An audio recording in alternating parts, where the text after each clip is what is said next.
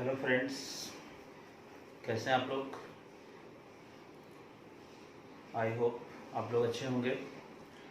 आज ये मेरा चौथा वीडियो लेक्चर है और कल हम लोगों ने जो चीज़ें पढ़ी थी vector form of Coulomb's law, और मैंने कल बताया था कि आपको आज हम इलेक्ट्रिक फील्ड डिस्कस करेंगे। इलेक्ट्रिक फील्ड समझने के लिए सबसे पहले आपको फील्ड के बारे में जानना है कि फील्ड क्या होता है। जैसे आपका भी अपना एक फील्ड होता है।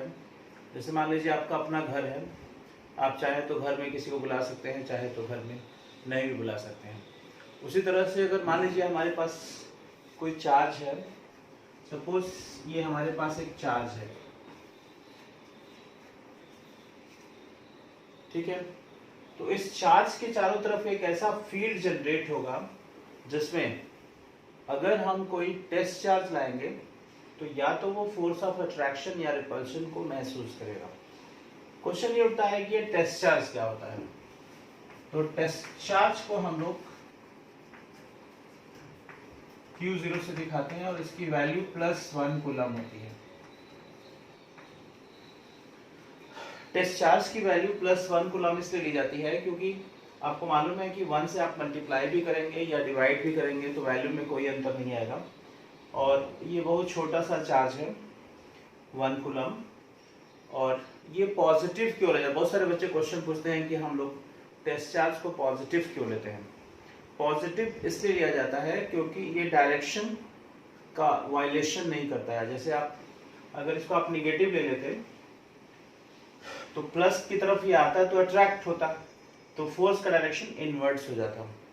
और इस तरह से ये पॉजिटिव है और ये भी पॉजिटिव है, तो हमको ये पता है कि प्लस के लिए हमारा जो फोर्स का डायरेक्शन होगा वो आउटवर्ड्स होगा और ये इनवर्ट्स होगा। वैसे तो ये आर्बिट्ररी साइन कन्वेंशन है जिसको आप कोई भी ले सकते हैं, लेकिन इसको पॉजिटिव लिया गया है। तो मैंने आपको बताया कि एक प्लस क्यू चार्ज है और इसके चारों तरफ एक रीजन है, एक क्षेत्र है जिसमें ये टेस्ट चार्ज आना चाहता है। चूंकि दोनों पॉजिटिव हैं तो ये जब टेस्ट चार्ज इसके पास आएगा तो डेफिनेटली रिपल्शन होगा, तो ये इसको रिपेल करेगा।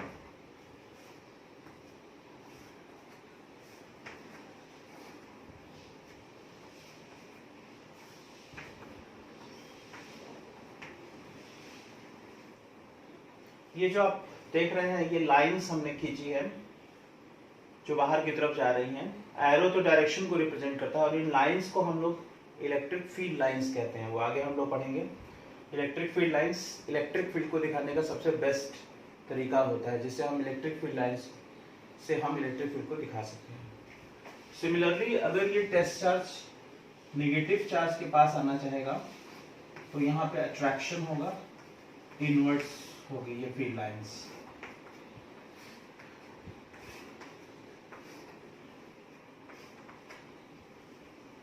क्लियर। इसीलिए मैंने इलेक्ट्रिक फील्ड का यहाँ पे डेफिनेशन भी लिखा है, the space are region around the charge in which electric force experienced by a test charge is called electric field. Now the mathematical definition is E is equal to limit Q0 tending to 0 F upon Q0। यहाँ पे crucial चीज है, this is force per unit test charge and this is limit Q0 tending to 0। The crucial is that why that Q0 tending to 0। Question दिमाग में आता है कि test charge क्यों 0 की तरफ टेंड करेगा। तो उसका रीजन ये होता है कि अगर ये टेस्ट चार्ज बड़ा हो जाएगा, टेस्ट चार्ज की वैल्यू अगर ज्यादा हो जाएगी तो ये सोर्स चार्ज को अफेक्ट कर देगा। पता चला कि हम इसके फील्ड का कैलकुलेशन कर रहे हैं तो ये अपने फील्ड में इसको रिपेल करने लगेगा या फिर अट्रैक्ट करने लगेगा। इसलिए टेस्ट चार्ज इनफाइनाइटेसिमली स्मॉल होना चाहिए। आप लोग देख रहे हैं इलेक्ट्रिक फील्ड के ऊपर एक वेक्टर है, इसका मतलब इलेक्ट्रिक फील्ड एक वेक्टर क्वांटिटी है जिसका डायरेक्शन प्लस के लिए आउटवर्ड्स होगा, माइनस के लिए इनवर्ड्स होगा। हमेशा याद रखिएगा इलेक्ट्रिक फील्ड का डायरेक्शन प्लस के लिए आउटवर्ड्स और माइनस के लिए inwards. Now let us talk about the unit.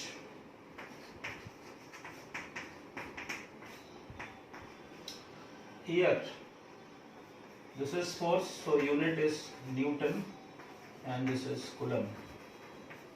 This is also called Newton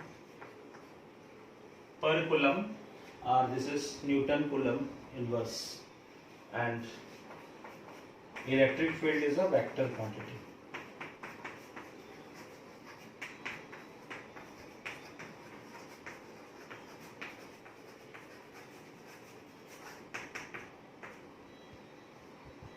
तो यहाँ से आपको ये क्लियर हो गया कि इसकी यूनिट न्यूटन पर कूलम होगी और इलेक्ट्रिक फील्ड एक वेक्टर क्वांटिटी होती है। प्लस के लिए हमेशा आउटवर्ड्स, माइनस के लिए हमेशा इनवर्ड्स। आप इसको नोट करना चाहें जल्दी से स्क्रीनशॉट लीजिए, फिर हम इलेक्ट्रिक फील्ड लाइंस डिस्कस करेंगे।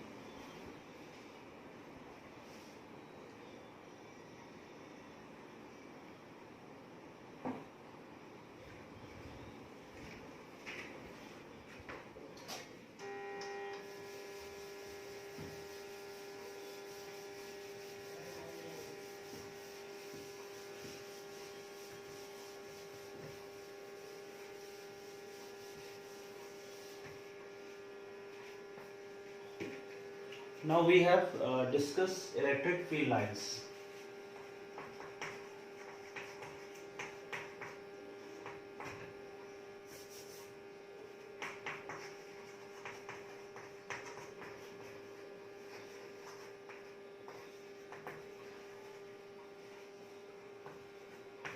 इसको हम लोग इलेक्ट्रिक लाइन ऑफ फोर्सेस भी कहते हैं। मैंने अभी बताया था आपको कि ये इलेक्ट्रिक फील्ड को रिप्रेजेंट करने का सबसे बेस्ट तरीका होता है इलेक्ट्रिक फील्ड लाइंस। जैसे मैंने आपको बताया था कि अगर हमको प्लस क्यू के लिए इलेक्ट्रिक फील्ड लाइंस ड्रॉ करनी है तो आउटवर्ड्स होगा इस तरह से,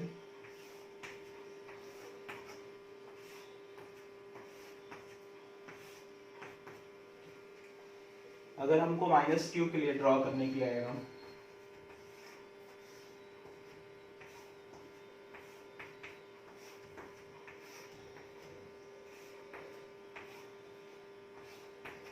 इट इज इनवर्ड्स। ज्यादातर बच्चे प्लस क्यू के लिए आता है तो ड्रॉ कर लेते हैं, माइनस क्यू के लिए ड्रॉ करना है तो वो भी कर लेते हैं, लेकिन कभी कभी क्वेश्चन में लिखता है कि draw the field lines for Q is greater than 0 and Q is less than 0। Students confuse हो जाते हैं कि क्यू इज ग्रेटर देन 0 क्या होता है, Q is greater less than 0 क्या होता है। तो कोई कंफ्यूजन नहीं है, Q is greater than 0 means positive Q, so this is the Q is greater than 0, this is plus Q, इसी को हम लोग प्लस क्यू भी कह सकते हैं, and this is q is less than 0 और minus q, both are the same things.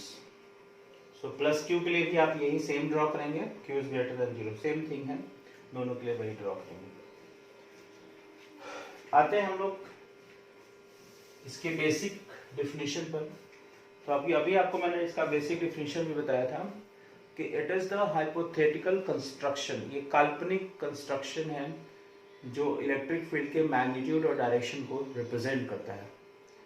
अब दिमाग में क्वेश्चन आता है कि ये लाइंस कैसे मैग्नीट्यूड और डायरेक्शन को रिप्रेजेंट करेंगे। ध्यान से देखिए, डायरेक्शन तो आपको दिख ही रहा होगा, एरो, ये सब एरो जितने भी लगे हुए हैं ये सारे डायरेक्शन को रिप्रेजेंट करते हैं। आपको दिखाई दे रहा है कि प्लस क्यू के लिए आउटवर्ड्स, माइनस क्यू के लिए इनवर्ड्स, और ये जो क्लोजनेस ऑफ फील्ड लाइंस है, जैसे आप देखिए चार्ज के पास जो फील्ड लाइंस है वो काफी क्लोज हैं, तो यहाँ पे स्ट्रेंथ इलेक्ट्रिक फील्ड की ज्यादा होगी, और जहाँ पे दूरी ज्यादा है, जैसे यहाँ देखिए बीच की डिस्टेंस बढ़ती जा रही है, तो यहाँ पे स्ट्रेंथ कम होती जाएगी। इसलिए चार्ज के पास अगर हम आएंगे तो यहाँ पर स्ट्रेंथ बढ़ेगी और दूर जाएंगे तो स्ट्रेंथ घटती है। कभी कभी एक बच्चे क्वेश्चन पूछते हैं कि सर ये फील्ड लाइंस क्यों नॉर्मल आपने बनाया है, क्यों सीधा बनाया है, क्यों नहीं टेढ़ा बनाया है। एक्चुअली जो फील्ड लाइंस होती हैं they are originate from plus Q and terminate at minus Q, but here the plus Q is given, minus q is not given. So for this charge minus q is supposed to be at infinity. मान लिया जाता है कि इस charge के लिए minus Q infinity पे है, तो इसीलिए यहाँ से जो लाइंस निकलती हैं वो इन्फिनिटी पे जाके मिलेंगी। और इसीलिए वो नॉर्मल होती हैं। आप जानते हैं कि नॉर्मल कोई भी इन्फिनिटी से अगर लाइन आती है तो नॉर्मल मानी जाती है। उसी तरह से यहाँ से जो लाइन आ रही है वो इन्फिनिटी से आ रही होगी, इसका जो सोर्स चार्ज है प्लस क्यू वो कहीं इन्फिनिटी पे होगा और ये इसका माइनस क्यू है। तो इसीलिए किसी भी चार्ज के लिए जो फील्ड होता है वो सपोज किया जाता है कि वो इनफाइनाइट तक है। मीन्स कोई पूछेगा कि प्लस क्यू चार्ज है तो उसका फील्ड कहाँ तक है, तो आप इनफाइनाइट तक बता सकते हैं। क्लियर? कोई दिक्कत? ये आपका हमने यहाँ पे कंस्ट्रक्शन भी बता दिया है। ये प्लस क्यू के लिए फील्ड लाइंस है, ये माइनस क्यू के लिए। आते हैं एक और कंस्ट्रक्शन पे।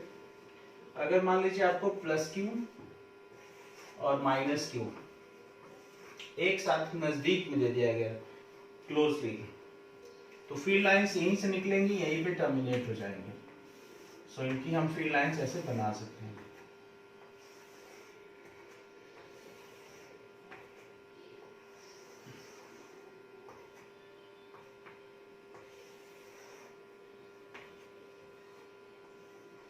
These field lines originate from plus q and terminate at minus q.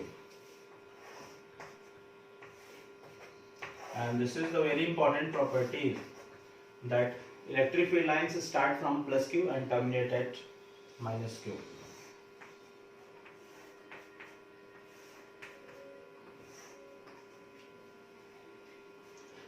This construction is also called dipole. हम आगे पढ़ेंगे, इसको डाइपोल भी कहते हैं।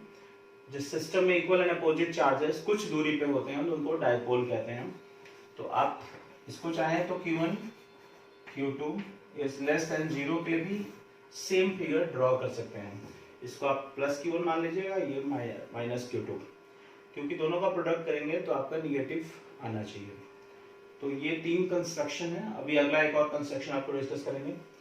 Just note down, take the screenshot.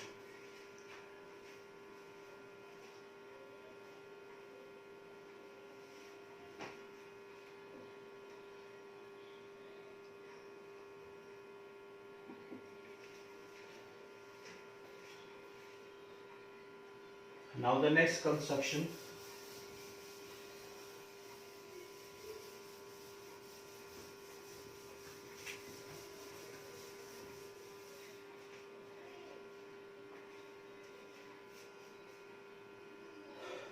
This is the fourth case. Suppose Q1 Q2 is greater than 0. Suppose both the charges are positive. Suppose Q1 is also positive and Q2 is also positive. So how can you construct? Just take an area which is enclosed by the charges and divide into two parts. Since both are the positive, so they are repelling. So field lines are also repelling. They are not meet with each other. They are just bent like this. This is the construction for Q1 Q2 is greater than 0. If the charges are negative, then arrow is inverse. तो arrow आपका inverse हो जाएगा। अगर हम metal sheet के लिए लेंगे,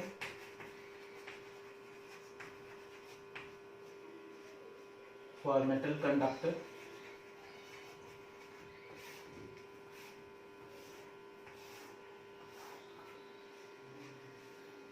so field lines will not pass through the conductor. Electric field lines never pass through the conductor. Field lines जो हैं वो कंडक्टर को पास नहीं करती हैं, इसलिए electric field inside the conductor हमेशा 0 होता है। तो इलेक्ट्रिक फील्ड लाइंस कभी भी कंडक्टर को क्रॉस नहीं करती हैं। ठीक है, आप जल्दी से इसका स्क्रीनशॉट ले लीजिए।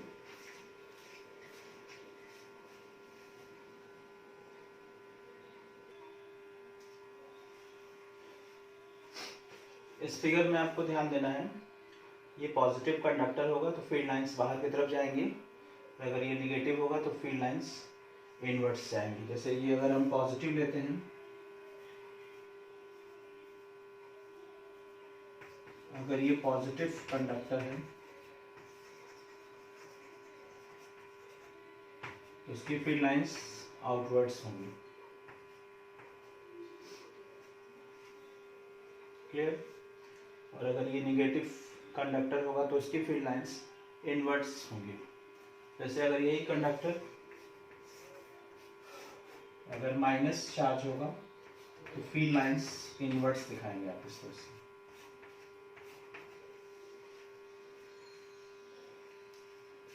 नाउ हम लोग को प्रॉपर्टीज पढ़नी है, properties of field lines.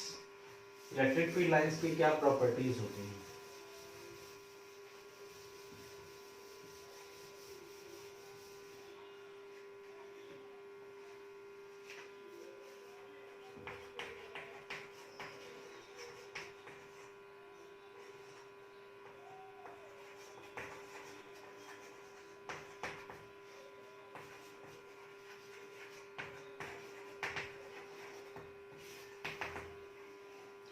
Properties of electric field lines.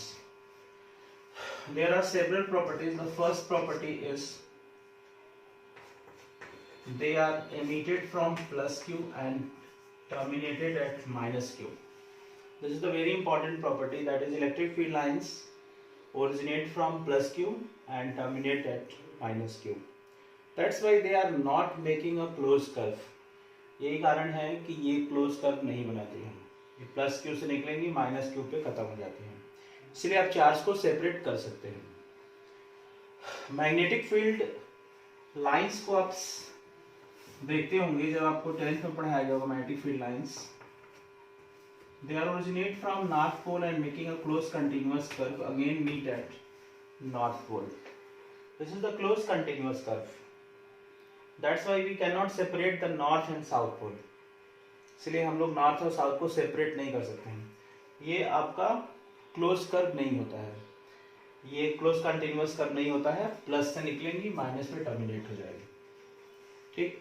Second property, field lines कभी कट नहीं करेंगी क्योंकि इंटरसेक्शन पॉइंट पे इलेक्ट्रिक फील्ड के दो डायरेक्शंस होंगे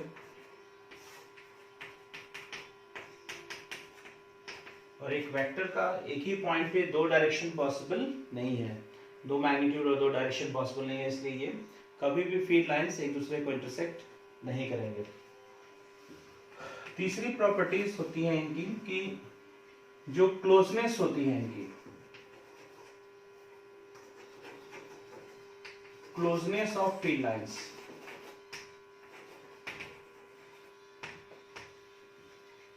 अभी मैंने आपको बताया था कि जो पॉजिटिव चार्ज के लिए बनाए थे हम लोग, तो आपने देखा था कि ये फील्ड लाइंस काफी क्लोज थी नियर द चार्ज। तो मैंने आपको अभी डिस्कस भी किया था कि ये जो क्लोजनेस होगी, जहां पे ज्यादा क्लोज होंगी ये फील्ड लाइंस, वहां पे स्ट्रेंथ ज्यादा होगी और यहाँ पे स्ट्रेंथ कम हो जाएगी। So the closeness of field lines represent the strength of electric field. Clear. और बाकी तो आप जानते ही हैं, प्लस क्यू के लिए फील्ड लाइंस बाहर की तरफ जाएंगी और माइनस क्यू के लिए फील्ड लाइंस अंदर की तरफ जाएंगी। क्लियर। अब हम लोग डिस्कस करना है हम लोगों के लिए electric field due to the point charge, और हम लोगों को इलेक्ट्रिक फील्ड और कूलम्ब्स लॉ पे बेस्ड कुछ प्रॉब्लम्स भी करने हैं, जिसके लिए आपको प्रिंसिपल ऑफ सुपरपोजिशन पढ़ाना है, जिससे आप उससे न्यूमेरिकल कर सकते हैं। तो नेक्स्ट लेक्चर में हम लोग प्रिंसिपल ऑफ सुपरपोजिशन और electric field due to the point charge, और उसके बाद डाइपोल हम लोग डिस्कस करेंगे, और फिर हम लोग डाइपोल के लिए इलेक्ट्रिक फील्ड निकालेंगे एक्सियल और इक्वेटोरियल कंडीशन पर, और फिर जनरल कंडीशन पर, और उसके बाद हम लोग प्रॉब्लम्स करेंगे, जो भी प्रॉब्लम्स होंगे इलेक्ट्रिक फील्ड और आपके कूलम्ब्स फोर्स के। तब तक के लिए पढ़िए, और आप चैनल को जरूर सब्सक्राइब करिए। आपको रोज एक वीडियो मिलेगा, आपको वीडियो लेक्चर, और ये पूरी तरह से आपका एकेडमिक चैनल है। आपको पूरी सीबीएसई और आईसीएसई के सिलेबस को यहाँ पे हम कंप्लीट करेंगे डेली। इसीलिए आपको अभी थोड़ा थोड़ा पढ़ाया जा रहा है ताकि आपको ज़्यादा बर्डन ना हो। ठीक है, धन्यवाद। जल्दी से स्क्रीनशॉट ले लीजिए।